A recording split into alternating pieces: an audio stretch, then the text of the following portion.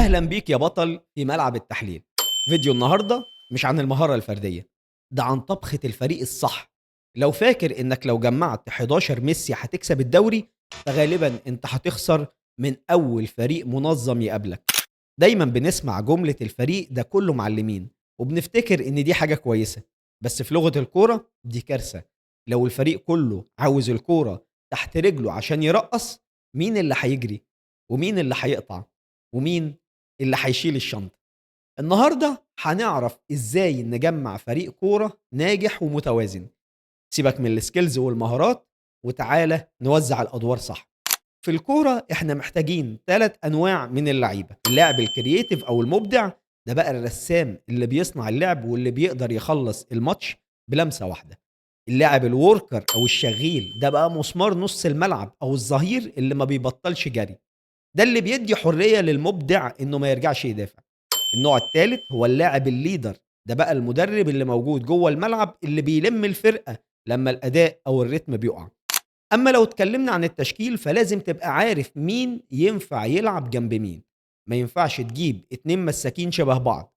لو الاتنين لعيبة كورة ممكن يتضربوا في كورة عالية، ولو الاتنين خبيطة مش هتعرف تبني هجمة.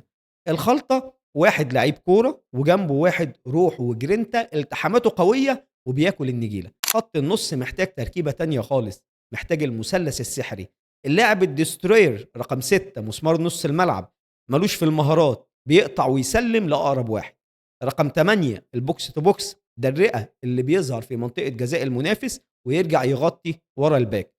صانع الألعاب رقم 10، ده اللي مسموح له يغلط ومسموح له ما يجريش كتير، بس في لحظة يضرب خط دفاع كامل بباص واحد. أما في خط الهجوم، لو عندك الوينجين بيحبوا يضموا للعمق، الزحمة هتقتلك. لازم يكون عندك تنوع: واحد حريف بيخش لجوه والتاني عداء يفتح الملعب على الخط عشان يشد الدفاع. تحليل الأداء بيقول إن الماتش 90 دقيقة، الكورة بتبقى تحت رجل اللعيب الواحد بحد أقصى دقيقتين.